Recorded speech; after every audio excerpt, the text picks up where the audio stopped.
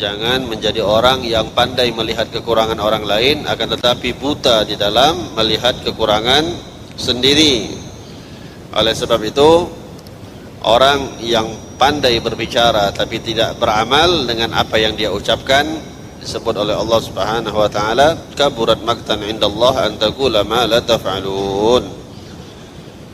Lima taqulu ma la taf'alun, kaburat maqtan indallah an taqula ma la taf'alun.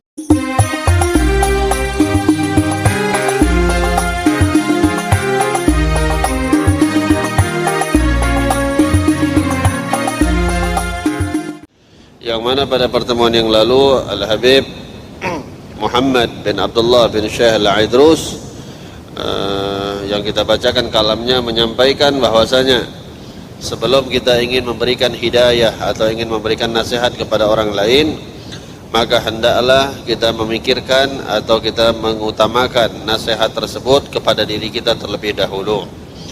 Sebelum kita nyampaikan kepada orang lain, bagaimana nasihat tersebut adalah nasihat yang harusnya sampai kepada untuk diri kita sendiri terlebih dahulu.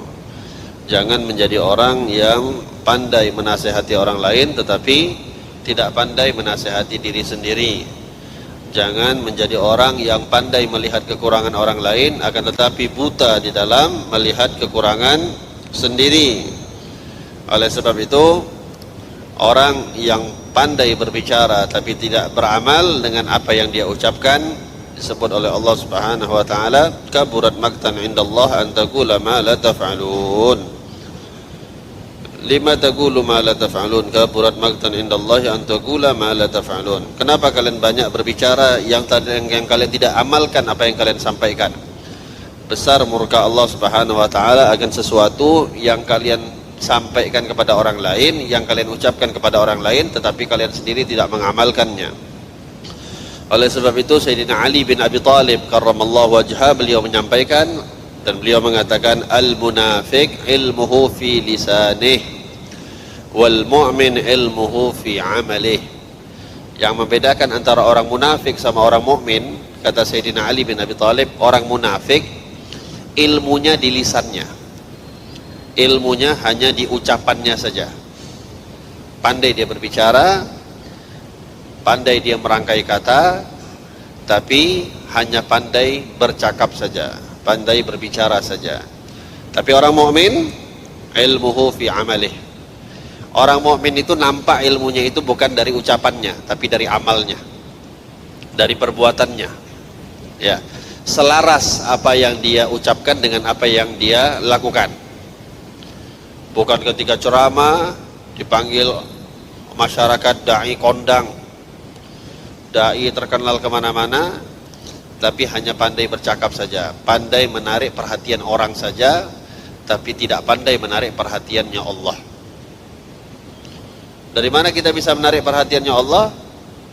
Ya dari kita mengamalkan apa yang kita sampaikan. Ya, kalau hanya pandai berbicara, Allah nggak lihat, Allah nggak pandang. Tapi kalau yang dipandang oleh Allah Subhanahu wa taala adalah orang yang dia berbicara dan dia mengamalkan apa yang dia sampaikan. Wa minhu qauluhu, dan sebahagian juga ada yang mengatakan, rubba da'in ilallah wa huwa yafirru minhu. Berapa banyak orang yang mengajak kepada Allah Subhanahu wa taala. Berapa banyak orang yang mengajak orang lain untuk kembali kepada Allah Subhanahu wa taala, dia yang mengajak, taunya dia sendiri yang lari daripada Allah. Pandai ngajak orang, tapi dia sendiri malah jauh daripada Allah. Wa rubba mutakarrib ilallah ta'ala bima yamkutuhu alaih. Dan berapa banyak orang yang kesannya atau nampaknya mendekatkan dirinya kepada Allah Subhanahu wa taala, padahal murka Allah senantiasa pada dirinya. Ya, ngomongin orang atau seakan-akan kalau di depan orang baik ucapannya, tapi yang dilakukan ketika di belakang orang lain semua adalah membawa murkanya Allah. La ilaha illallah. Wa rubbatalin li ayatillah wa huwa munsalih minha. Dan berapa banyak orang yang melantunkan ayat suci Allah, tapi tujuannya hanya menjilat untuk mendapatkan tujuan duniawi di dalam ayat-ayat suci Allah. Berapa banyak kita mendapati orang sekarang kalau membacakan ayat Al-Quran merdu suaranya, enak didengar oleh orang, tapi tujuannya hanya menjilat membawa Al-Quran. Kalau ada orang menjilat bawa nama kita aja udah nggak enak dengarnya. Ya, ada orang menjilat orang lain bawa nama kita aja udah males ngeliat orang kayak begitu. Anda bayangkan orang menjilat bawa nama Al-Quran, bawa ayat-ayat suci Al-Quran. Fala tatma'anna ayyuhal akh an takuna 'indallah minal ulama alladzina yufaddil madaduhum 'ala dami syuhada. Jangan pernah bangga kalian, wahai saudaraku, kata beliau, an takuna 'indallah minal ulama. Kalau tujuan kalian menuntut ilmu terus kalian sudah jadi ulama, yang mana nama kalian diagungkan oleh orang lain, yang mana kalian dipuji-puji oleh orang karena bahasa kalian, karena ucapan kalian ketika kalian menceritakan damu syuhada, ya, darahnya orang-orang yang mati dalam keadaan syahid yang telah mendahului kita. Artinya ketika dia berbicara ceritanya para sahabat, mereka mati syahid, ceritanya orang-orang soleh yang mana mereka berjuang. Tujuannya apa? Cari dunia. Lah yang berbicara berusaha untuk bisa seperti apa yang disampaikan atau contoh yang dicontohkan, semisal para sahabat, wala tabi'in, wala auliya wassalihin, hanya sekedar bawa nama mereka tanpa sedikit pun ada niat untuk mengikuti mereka. Ini kan kurang ajar. Pandai ucapannya mengucap nama-nama para sahabat, ahli Badar, ahli Uhud, mereka berperang begini begitu, mereka ini begitu, berjuang mereka dengan Allah begini begitu. Dia aja gak berjuang. Ngomongin orang yang sudah mati syahid cuman untuk keuntungan duniawi dirinya sendiri. Hatta yasril ilm ilal batinik. Tujuannya apa? Ilmunya yang disampaikan itu supaya meraup keuntungan duniawi, supaya perutnya kenyang. Wa yusiru lahu ta'alluq bi basiratik du'aan wa tadarruan wa khasyatan min rabbika wa takhalluqan bi akhlaqis salaf al-madin radhiyallahu anhum ajma'in. Wa idza nadarta nadhara al-'adl wal insaf bana lakal farqu bainal ulama alladziina sya'nuhum al-ghil wal gal wal ikthar min at-tasanif wa tashaddud bil kalam.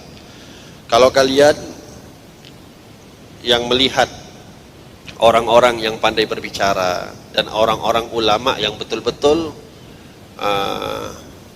mengamalkan atas apa yang dia sampaikan atau apa yang dia ucapkan, maka akan terlihat jelas. Terlihat jelas bukan dari ucapannya, tapi terlihat jelas daripada perbuatannya. Ya, nggak usah terlalu membanggakan atau kita membanggakan orang yang terkenal dengan banyak kitabnya, banyak karya tulisnya, terkenal namanya di mana-mana. Tapi yang perlu Anda banggakan, apakah orang tersebut sesuai tidak, selaras apa tidak ucapan dan perbuatannya. Berapa banyak kita mendapati orang-orang yang dia nggak terkenal, ya, dan juga nggak punya kitab, nggak menulis kitab, nggak menulis punya karangan, nggak ada karya tulis, juga nggak dikenal masyarakat, nggak dikenal di sosial media, nggak dikenal dimanapun, tapi keadaannya sama Allah, dekat sama Allah, ya, akrabnya sama Allah, nggak dikenal sama manusia, nggak peduli, yang penting Allah kenal. Dan sering, mohon maaf, kita mendapatin banyak orang, ya Allah, terkenal di mana-mana, karya tulisnya banyak, ketika menyampaikan seakan-akan malaikat, habis menyampaikan keluar daripada majlis udah kayak setan, 180 derajat, nggak ada yang sama dengan apa yang dia buat. Tapi kalau berbicara ketika dia menyampaikanmu, seakan-akan dia paling malaikat di antara semuanya.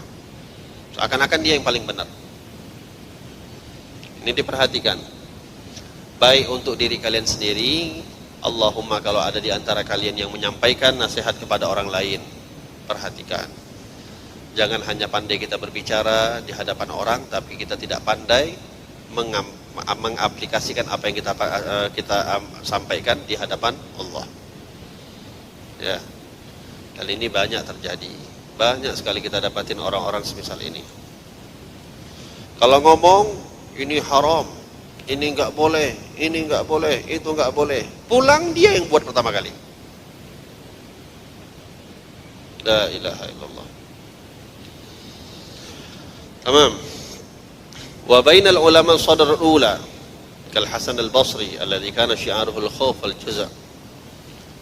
Coba kalian tengok ulama-ulama di zaman dahulu ya, yang awal-awal itu setelah para sahabat. Semisal siapa? Di sini disebutkan Al-Hasan al-Basri. Ada di antaranya Muhammad ibn Wasi', Ibn Sirin, ya. Mereka enggak punya kitab. Mereka enggak punya kitab. Mereka enggak punya karya tulis. Apa yang membuat mereka terkenal? Keadaan mereka kepada Allah. Bukan karya tulis mereka yang terkenal. Dan kalau kita melihat para tabi'in itu jarang buat kitab. Tapi ada yang meragukan kemuliaannya tabi'in.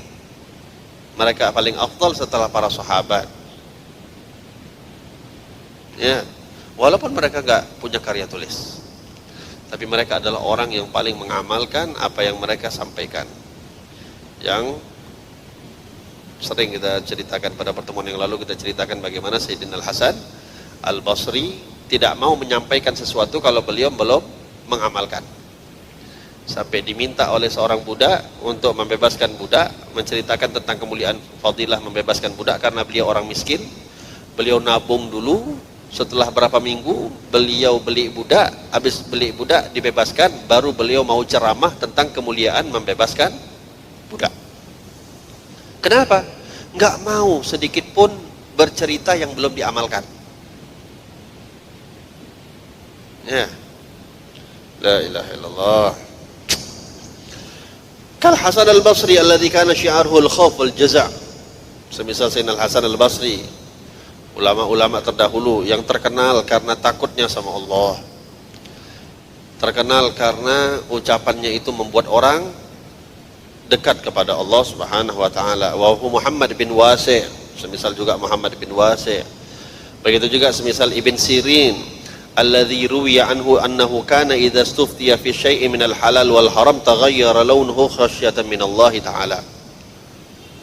Kalau kita bandingkan semisal ulama-ulama, di sini dicatatkan Muhammad ibn Sirin yang dikatakan kalau beliau sudah diminta untuk memberi fatwa tentang suatu hal yang halal atau yang haram, itu sebelum beli fatwa dia udah takut duluan, wajahnya udah merah duluan.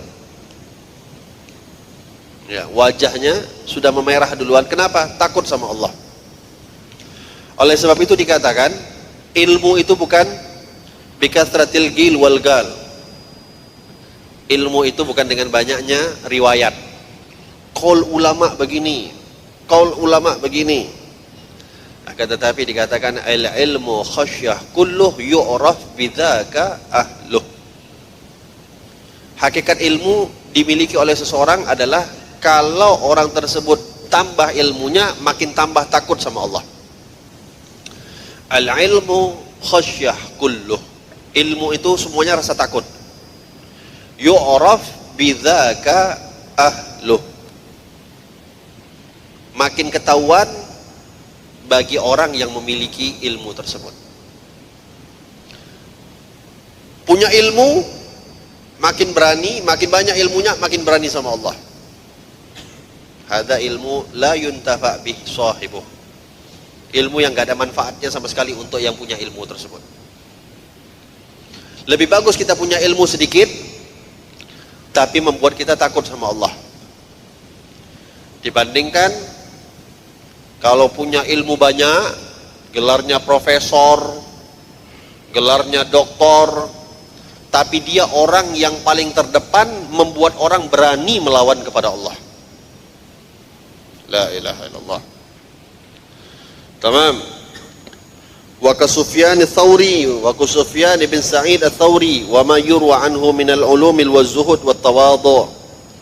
Tengok ulama-ulama, contoh ulama-ulama, semisal dikatakan Sufyan bin Sa'id ats-Tsauri yang terkenal dengan keilmuannya, dengan sifat zuhudnya, dengan tawadhu'nya. Ya. Dulu mereka para ulama itu kalau disebut punya sifat tawadhu, memang betul-betul mereka tawadhu. Kenapa? Memang keadaan mereka itu betul-betul pantas untuk dipuji, tapi mereka merendahkan diri mereka, hanya ingin, gak mau dipuji oleh manusia, hanya ingin dipuji oleh Allah. Tapi kalau orang sekarang, itu saya punya guru Syekh Omar Hussein Al-Khatib pernah bilang, at-tawadhu minnana laisa bin tawadhu. Ya. Orang sekarang itu kalau tawadhu, dia nggak pantas dibilang tawadhu. Tawadhunya orang sekarang bukan tawadhu, tahu diri memang.